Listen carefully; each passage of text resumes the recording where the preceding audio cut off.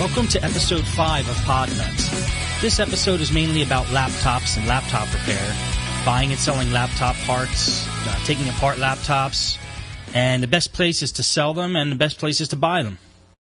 We're also going to touch on Craigslist a little bit and how it compares to eBay and which is the best market to sell or buy items from. Sorry about the delay on getting this podcast out. I'm going to try to keep it on a weekly basis, but this week I got a little backed up, so I'm going to try to make up for that and get the next one out earlier. Two more things quickly before we start. I have a daily podcast I started called Podnutz Daily, which is almost like a mini version of what you're listening to now, but it's on a daily basis. So if you like this podcast, you might like Podnutz Daily, which is available at podnutzdaily.com, and you can subscribe right on the homepage there. One last thing. Both podcasts now are on iTunes. Podnutz Daily will come up if you do a search for Podnutz or computer repair. For some reason, Podnutz, the original podcast here that you're listening to, is not coming up in the search, but you can still subscribe through an iTunes link, which I'm going to put on the homepage of podnuts.com. Now, if you have any comments or questions about the show, or you actually want to be a guest on the show, fill out the form on the homepage of podnuts.com. It's towards the bottom of the page, and let us know what's on your mind. Also, if you want to just leave us a voicemail, maybe we could answer some of your questions, and the phone number for the voicemail is also on the Podnutz homepage at the top of the screen. Okay, time to get started. I'm going to introduce our guest. All right, we're here with Steve Damico from smdcomputer.net.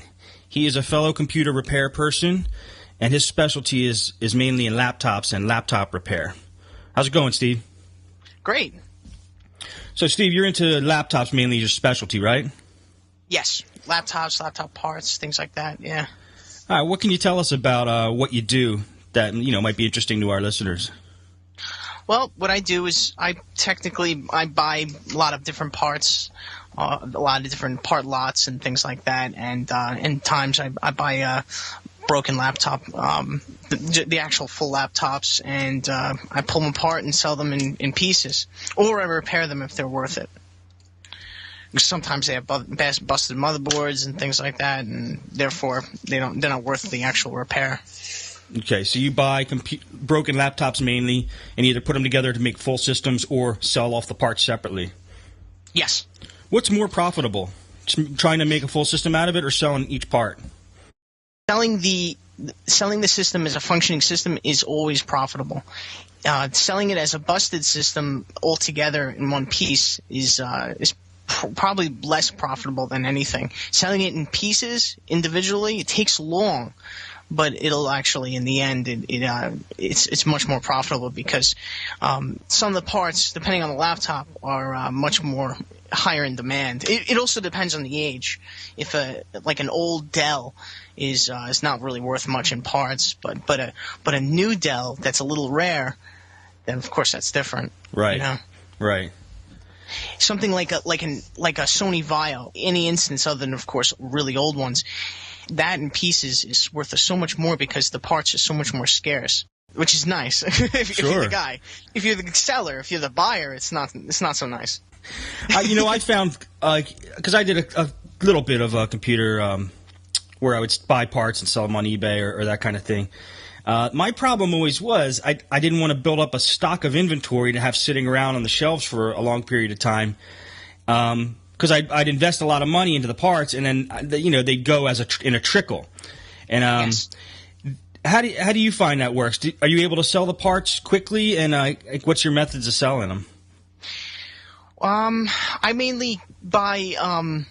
I tend to get lucky because in general I get a lot of stuff that people are looking for. Mainly keyboards and LCD parts is really the stuff that I tend to buy a lot of, and then of course I sell that stuff mainly.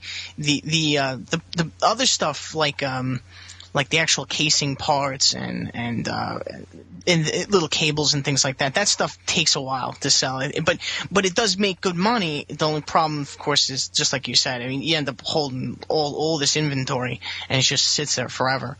And if you don't like having a lot of stuff around, like it's not for you. Right.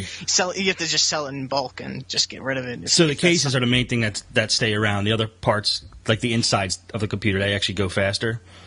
Yeah, well, it's actually really, it's stuff that doesn't break. Really, is the stuff that doesn't really seem to go anywhere. Like and it really depends on the model. Like some laptops, they have a lot of I'm sure you've seen it plenty of times where the actual casing cracks on certain models because just the way it was manufactured. Right. And it looks terrible, but it's not really. It doesn't have any. It's all cosmetic, really. Right. So it's not like that system needs to be completely. Has to be fixed in order to be functioning. Right. But that stuff would sell well because there's obviously some form of demand if they're all breaking like that in that way. And if you have a good one, then that would be a good part. But then if you have hinges seem not to sell very well. But meanwhile the most popular part probably on all of eBay when it comes to laptops is the LCD inverters. Okay. I know some people might not be familiar. I actually knew a couple technicians that didn't know really much about inverters and LCDs and how they, like what the individual parts were, what the symptoms were, and things like that, and actually how to repair them. Yeah, I mean, we talked about this a little bit earlier, and I thought the same thing. It might be good to give a definition of what an inverter is as opposed to the screen. There's the inverter. Let's see. There's the LCD cable. Okay. The LCD screen itself. There's the hinges on either side. Of course, there's the back cover, and then there's the front plate or the front cover. It is set up like a fluorescent light, basically. Right now, anyway, it probably will go to LEDs in the future, but it's just a long fluorescent light at the bottom of the screen, and the inverter is like the ballast, right? Yes, exactly. The inverter, the actual inverter, which is some people refer to it as a ballast. Okay. In the computer world, you really want to refer to it as an inverter because most people do.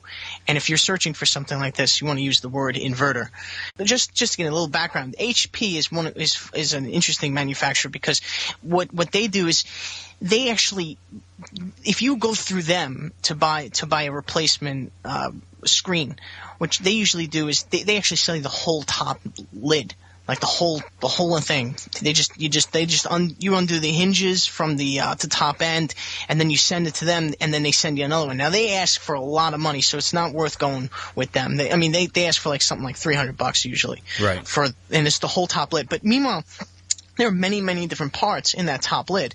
A company like IBM, they actually, if you go on their website, they actually list the parts inside the top lid individually.